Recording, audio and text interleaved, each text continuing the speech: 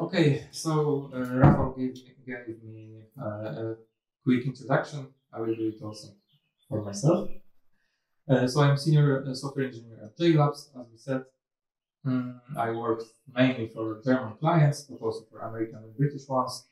Currently, I'm working for DB Schenker. Maybe you've heard of this company here. From the most prominent examples in my work are that I worked on autonomous grocery warehouses. Really cool stuff, especially in the cubing algorithm. So how to pack things, basically. And also on call center software. And my main branch is logistics. But let's start with a story. When I was a freshman, my colleague introduced me to this mysterious company. The company promised that when I can turn my own code that I wrote on my private computer and turn it into something that is publicly available. That I can show it to my friends, to my family who is non-technical people, and or I can also create business out of it. He also said, you need to provide them your credit card, but don't worry, if you don't use it, they won't charge you anything. And then I got a bill for $10,000. Fortunately for me, it's a lie, but it's not that it's not happening, because many people around the globe were having such issues.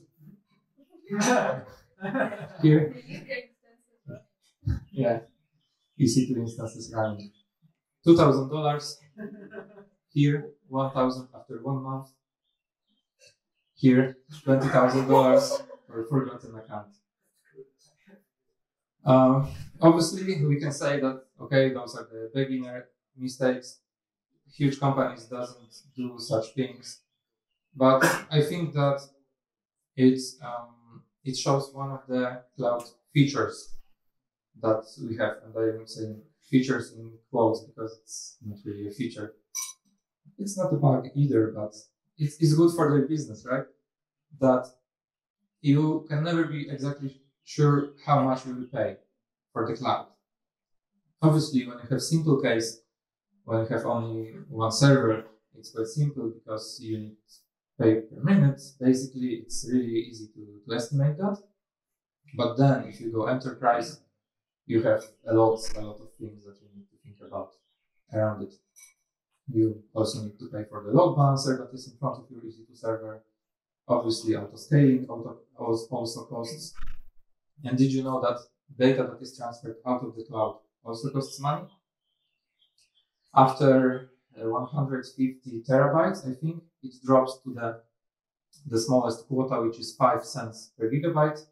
It might not sound like a lot, but many companies, it's not negligible cost for them, basically.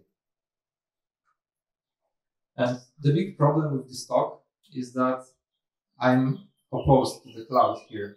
And the problem is that cloud is cool, yeah? And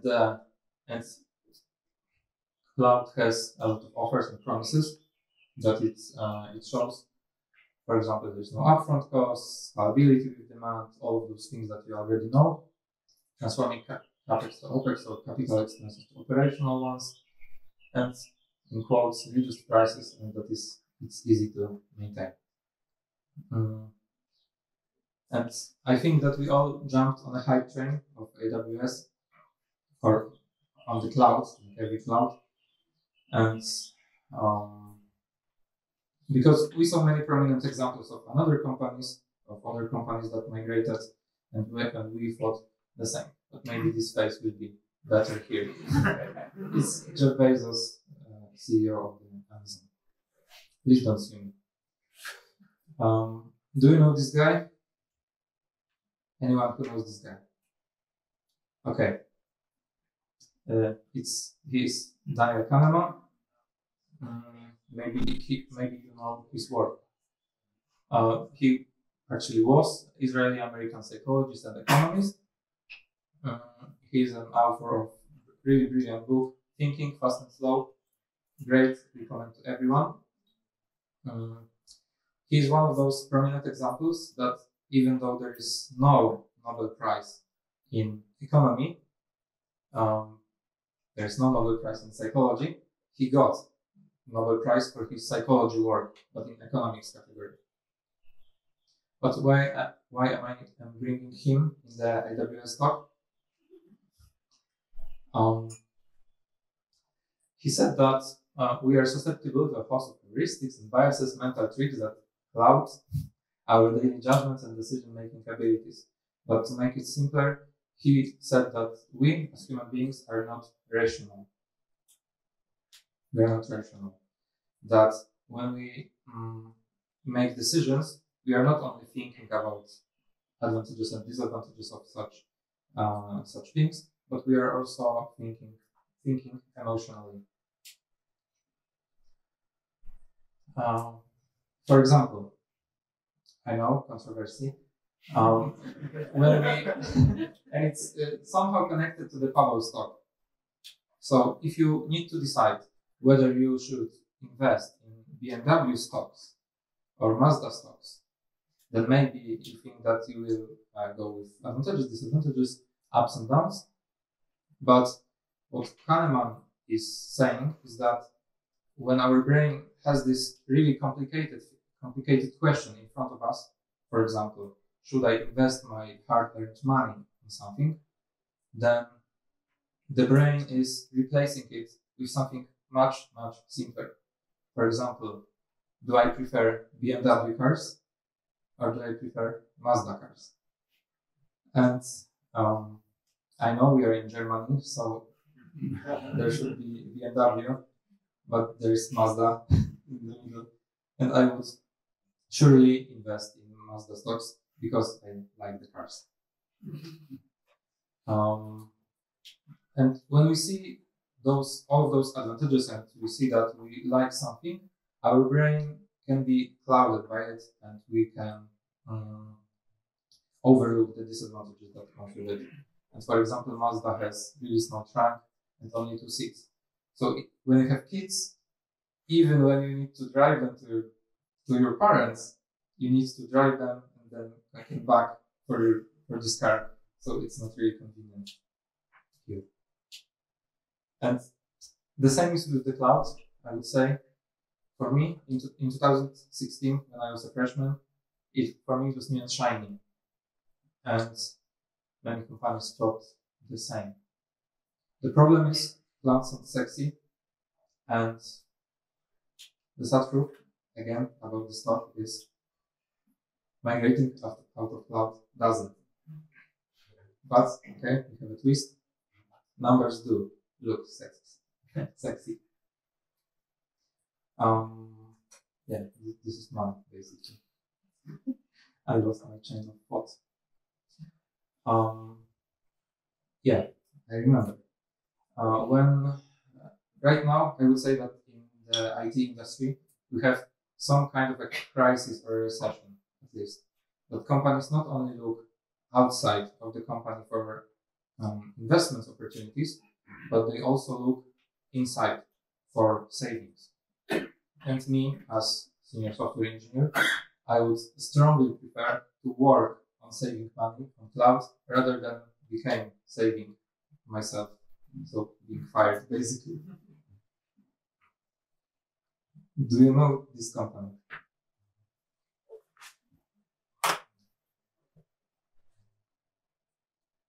It's very familiar. Those GBL, some music stuff, no? GBL? No, that doesn't ring a bell to me. Sorry? Is it Sony? No. Okay. Thanks for your communication with me, but it's pretty silence actually. And why am I bringing them? They decided that the AWS that they are using is basically too much, and they decided to migrate out of it. And I will link their story here. In October 2022, they announced their cloud exit via the David Heinemeier Hansen blog posts, really good reading. And he shared their story. They said that they were spending $3.2 million per year on cloud services. I saw that what you said with your mouth, but it's I shouldn't repeat it. So really a lot. And for the sake of this talk, we should divide it into two parts. Just under 1 million for S3, so storing many files, images, videos, etc. They had 8 petabytes of data, and 1 million for that only. And we will focus on this another part, which is 2.3 million for everything else, because they decided to make their migration in two parts, starting with everything else, not with the storage.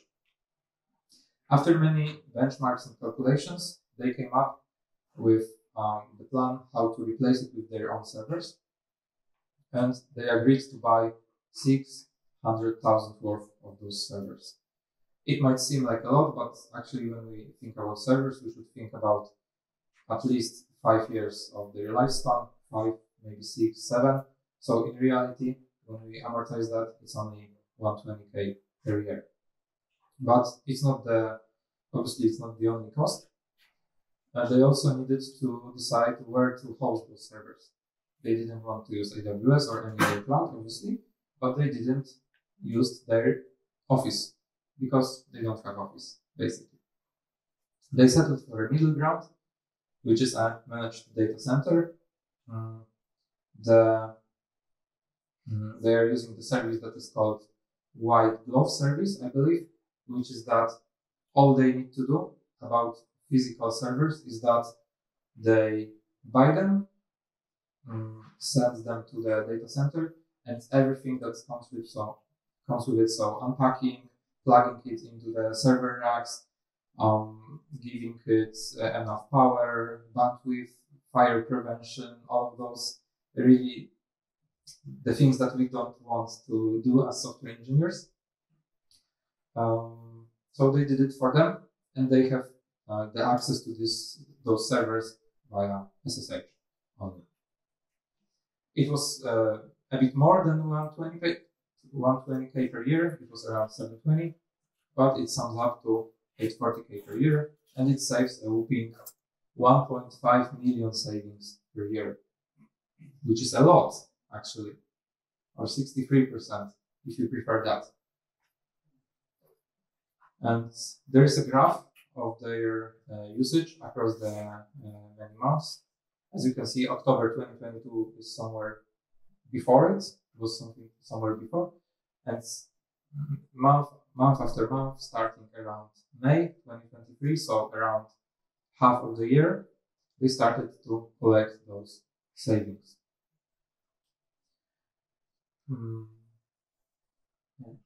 But in my opinion, money is not everything here, because there are many other things that you need to consider whether you want to be on the cloud or not. First of all, let's talk about cloud risks. I would say first one is vendor locking. So if you are using too much one vendor or one provider, then you can become addicted to it, or it will be really hard to migrate out, obviously. It doesn't sound pleasant, especially when, for example, they are your competitors. And those are the things that I had previously. There's also labor thing. Obviously, you need to make labor. You need some kind of labor both on the cloud and non-cloud environments. But managing cloud doesn't simplify things. And the quote I stumbled upon is, "I don't know any company that reduced their staff after migrating to cloud because it was easier to do here." And 37 Sinus claims that they did the migration without hiring new employees. So they did it with their own staff. And also security, even though it's concerned everywhere, basically, in my opinion, it's much easier to share something publicly when you have it in the cloud than if you have it on physical servers. But before you ask me, Łukasz, when we can hire you to migrate us, let's talk also when you should migrate and when you should not migrate. So you shouldn't migrate when you have really irregular load. So for example, any kinds of spikes you have on the, for example, holidays, around 21 of December or New Year's Eve. We had this really nice case that when we were selling groceries, many people were buying just one champagne, on New Year's Eve to celebrate, and it was such a huge spike that we needed this auto scaling that the cloud provides. Also, small businesses, I think that taking advantage of not having to care about infrastructure is cool. If you have simple case and then one EC2 server, it's much better to start here and then decide to migrate out. Also, when it's a new launch, I would say when the load is unpredictable, it's much better to see the load first, do some calculations, and then try it. And you should consider migration when you are a software as a service company and Amazon costs are not negligible. And this is the case with the 37 sign-offs. They're basically a software as a service company. They didn't have physical warehouses or things that they needed to manage additionally. If you have regular load, I stumbled across, again, a great comment. Using the cloud for large persistent workloads is like living in a hotel room. Well, you can, but it's better when the company pays for it, right? I'm here. Okay, I need to cut, I see. Obviously, partial migration, this is something that you also can look into on legacy software. It's something that you can think about. And storing big amounts of data, as we saw previously, 8 petabytes, 1 million per year. To sum up, I'm finishing. Jeff Bezos, please don't sue me. Cloud is not the only evil. It's not only evil, it has its advantages and disadvantages. And I just wanted to try spark a question in your mind that maybe you don't need cloud after all. Thank you.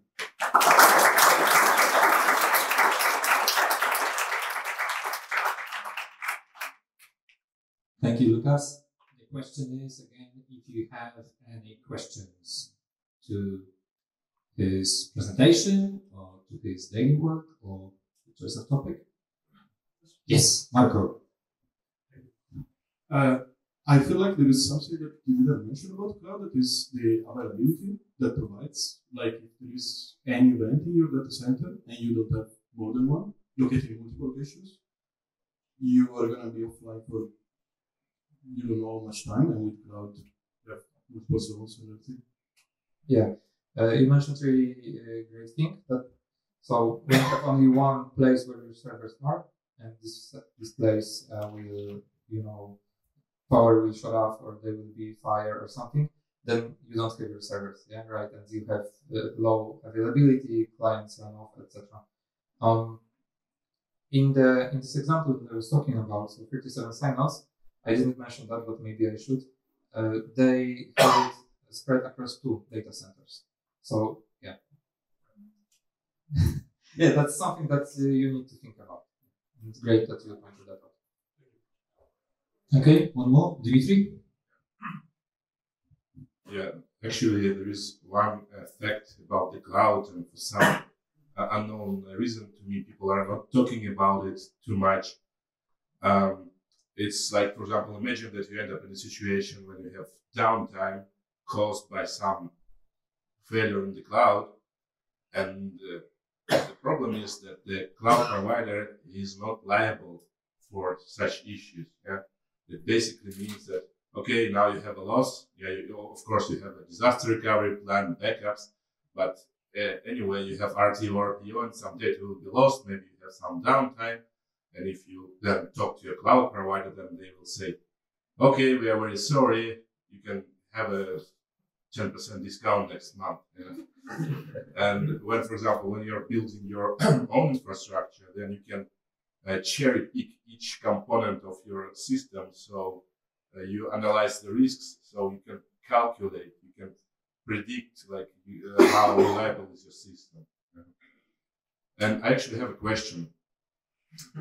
You mentioned that in certain cases you should not migrate to on-prem, and you mentioned like load spikes. But actually there is an option when you have your on-prem setup with servers and you offload spikes to a public cloud. Like you can put a load balancer and then, Okay. The question? Yeah. So yeah, Can can you do it? Yeah. Can you do it? Yeah, you can do it, as you mentioned. Yeah. You said that it's possible, and I know about such cases. And yeah, it's perfectly something that you could do. It's probably a bit harder than having only one infrastructure, but obviously doable. Thank you for your questions. Thank you, Łukasz, for your presentation. Okay, last time I cut you off, so but the last one, okay? So I won't do it to you again, but let's do it the last one, okay? Thank you very much. Congratulations for the presentation. It was very interesting. I actually divide the same opinion with you, but I have just only simple question. Do you share this the same view for the software as a service? Because you talked here for infrastructure as a service. Which is your opinion for software as a service, like Office 365 or other, let's say, mainly spread out or utilize software? Okay, really nice question. Thank you. Actually, the whole self-hosted environments is something that I'm looking into right now, and I think this is something that rises in popularity, I would say. For example, one of the examples is that when you have Slack, the message communicator, you need to pay for every person that is using it, and then it's is spiking to $40,000 per month or something like that. And there are alternatives. DHH, so David Heinemeier Hansen also is creating one of those when you can self-host, like alternative to Slack. And this is something I would say cool because you need to pay like upfront cost only, and then you don't need to worry about your scaling your company to thousands of people because it's just there. So I think that obviously there are some softwares that are not replaceable, but when you can cut costs somewhere, then maybe you should consider it. Okay, thank you. A round of applause. Thank you.